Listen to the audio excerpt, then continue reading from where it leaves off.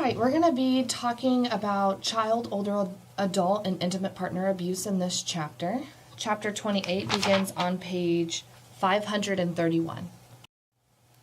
So first we need to differentiate between the different types of abuse. Physical abuse is the infliction of physical pain or bodily harm. Sexual abuse is any form of sexual contact or exposure without consent, or in circumstances where the victim is incapable of giving consent. Emotional abuse is infliction of mental anguish, threatening, intimidating, isolating. Neglect is failure to provide needs for the victim, and economic abuse is controlling their financial resources and their economic resources. So half of all Americans have experienced violence in their families, some type of abuse or violence. Comorbidities, definitely looking at the issues with it being connected with anxiety and depression, and also suicidal ideation. Okay, so for an occurrence of violence to happen, it does require these three situations or these three people. The first one is the perpetrator. This is the person that initiates the violence. Any member of the household that is violent towards another member. It could be a male or a female. Usually they describe themselves as having poor social skills.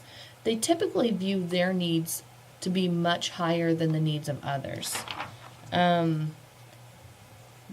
So we do see jealousy as a characteristic of a perpetrator or an abuser. They many times will not allow their partner to work outside of the home, or if they do need to work, they'll have to work in the same place so they can monitor their activity or friendships. And then we do see with this perpetrator kind of a cycle, and I think we'll get to that on a future slide. The vulnerable person may be described as the victim or the survivor. Using the word survivor usually recognizes that they can recover from the situation and have a healing of this. So in this specific chapter, we're looking at women, children, and older adults or intimate partner. And then we typically have a crisis situation that's happening around this violence, putting stress on a family member that is violent to others. Maybe they don't have good impulse control or problem-solving skills, and they're less likely to be able to cope with stress. And so these stressful situations tend to bring out the worst in them. So characteristics of perpetrators, we already talked a little bit about this, but they definitely consider their own needs more important than the needs of others. Poor social skills, we talked about the jealousy, and they do typically want to control the finances within the house. So this is the cycle of violence. We usually start with the tension building stage. Minor incidences, maybe pushing and shoving, verbal abuse. The victim typically ignores what's going on at this time or accepts it because they don't want more to happen. But then we usually go into what's called the acute battering stage, where the tension is built up and we have brutal beatings, serious illness, and then after that there's typically a honeymoon stage that they have kindness and loving behaviors. The abuser may feel remorseful, the victim may feel very guilty, and so it does tend to kind of keep going around this cycle. And I think that the figure on page 535 does a great job of kind of telling us how each of them feel during each of these stages. So some of the characteristics of the vulnerable person when looking at a woman is that pregnancy can tend to increase violence. The assaults of pregnant women ranges from 1 to 20%. So 20% is pretty statistically significant. If we also have a woman maybe getting a new job, making that move towards independence, we see violence happening at that point. And if they want to leave that relationship, there will be an escalation of violence typically at that time too. With children, unfortunately, it affects most often kids younger than 3 because of their difficulty with their attitudes and those temperamental traits, crying and stuff like that.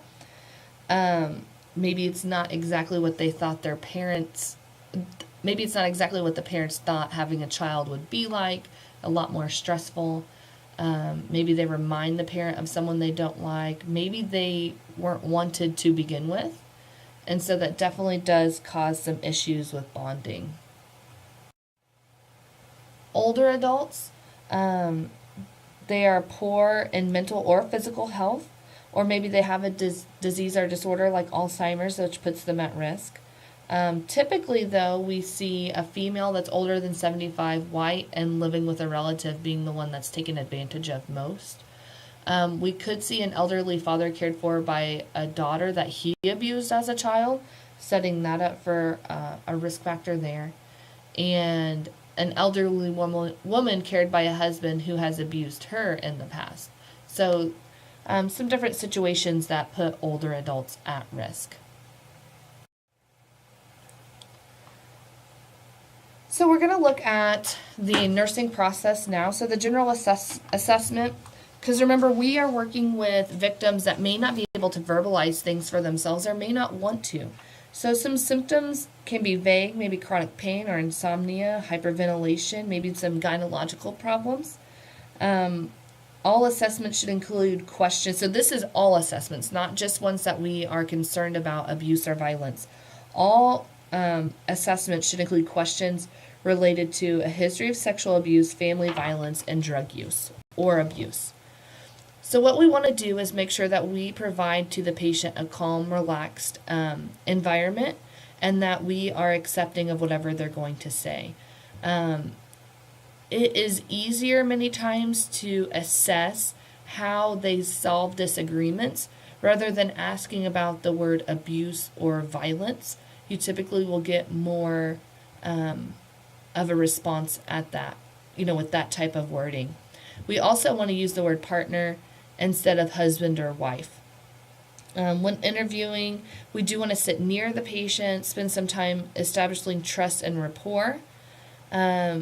We may just ask them, tell me what happened to you or who takes care of you if it's a child or an older adult.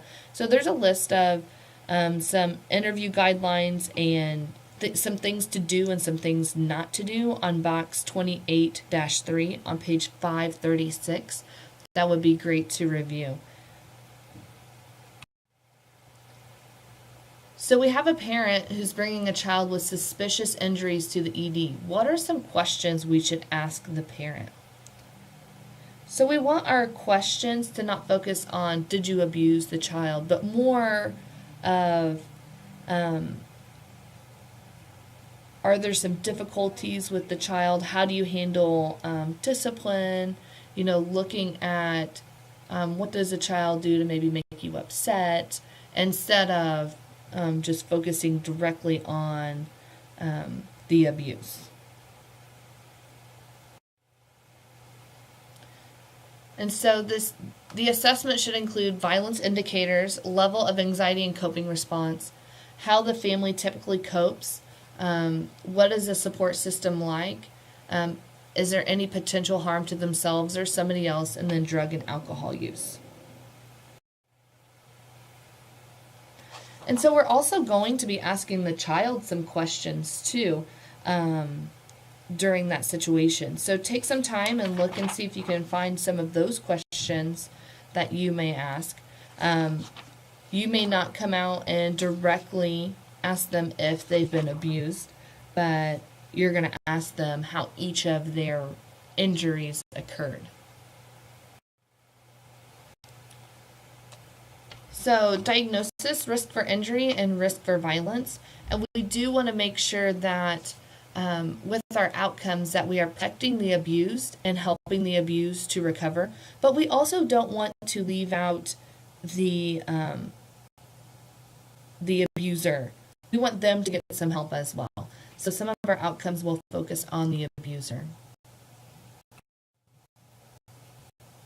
So there are some guidelines that have been developed by the Joint Commission, and then also the Nursing Network on Violence Against Women. The general tolerance of violence in America does need to be addressed. So many people are able to tolerate abuse, and that there has been a stigma with reporting it. And so we do have to make sure that our patients feel comfortable reporting that. And if we can get rid of that tolerance, maybe we can address the real problem.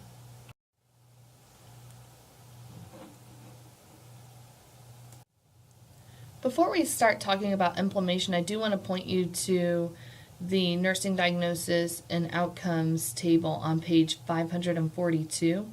This table, once again, is really great for helping you to recognize the priority for the nursing diagnosis related to the signs and symptoms the patient may have and the outcome that we would like to see related to that. So the first thing with implementation is reporting the abuse. Now you have to know by state which route to take for reporting that abuse for women and children and adults that are unable to care for themselves. So in Kansas, I have posted for you on Moodle the reporting sheet. You can actually go online and do that. Counseling. All persons experiencing abuse should be counseled about developing a safety plan for a rapid escape if the abuse were to recur.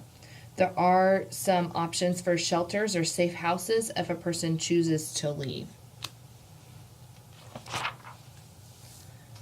Case management can play a really huge role in helping these abused patients get out of the situation and have the appropriate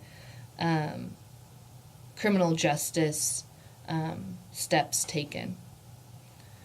The therapeutic environment, we do want to be able to provide the family with support, job opportunities, social services. They will work on this through their caseworker. Arrange social support in the form of a public health nurse, maybe someone that's going to come home to the home and visit, or a daycare teacher, and then encourage and provide family therapy. Health teaching and promotion. Remember, we want to continue to play that role model for our patients. We want to pay close attention in an OB type of a unit for new parents. If the infant is kind of rejected, teenage parents who require special help, they may need some extra focusing on there. So the nurse suspects child abuse. What important documentation is needed? So if you ever suspect child abuse in Kansas, we go ahead and fill out the form. That way an investigation can be underway. You may want to talk with your unit manager about that, but if you are suspecting abuse, we want to make sure that that's taken care of in the appropriate manner. So prevention of abuse, this is here at the end of the chapter. Primary prevention does take some steps into helping to prevent the occurrence of abuse. So we can identify individuals that may be at high risk and provide them some teaching. Many times we focus on reducing stress, reducing some of those influencing risk factors, increasing their support system and coping skills and self-esteem. Secondary prevention is early intervention in the abusive situation. That way it doesn't become a long-term problem. And then tertiary prevention is more in the process after the abuse incidents has occurred. So looking at that rehabilitation process, providing support for them, and maybe getting them into some safer situations.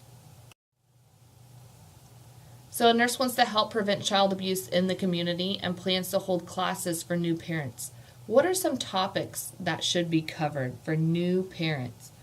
So if we're looking at primary prevention, what are some topics that we could look at to help reduce stress? So maybe just teaching about some of the normal temperaments kids will have. And so crying and being inconsolable at times. Those are some things we may want to teach on. Helping them to establish a support system, somebody else to maybe watch the child if they're feeling overwhelmed. Increasing their coping skills, teaching them what to do if they're starting to feel overwhelmed. And then increasing their own self-esteem and their confidence as a parent. might be some things to help our new parents to prevent child abuse. So we have a 12-year-old child who's admitted to the ED with a broken wrist, swollen eye, and a fractured jaw. The child agrees to tell what actually happened if the nurse promises not to tell anyone. What would be the most appropriate nursing action? Do we A, agree to keep the child's secret to build trust? Do we B, ask the child's parents to explain what happened? C, report the suspected abuse to the child care services? Or D, have the child talk to another victim of child abuse? So right now, if we are feeling like it is suspected, we are going to go ahead and report the suspected abuse to child care services or the appropriate department, whatever state you are in. Can we promise not to tell any of this information? And I think that we have to be clear with the child that we can't promise not to tell that information. But it does give us a pretty large suspicion that that's what's going on. Child abuse perpetrators are most often A, extended family members, B, child care workers, C, the child's parents, or D, strangers. And unfortunately, in this case, the answer here is C. Statistically, it has been proven that most often the child abuse perpetrators are the child's parents. And this is the last slide for this chapter. If you have any questions regarding child, older adult, and intimate partner violence, please send me an email or ask me when you see me. Thank you.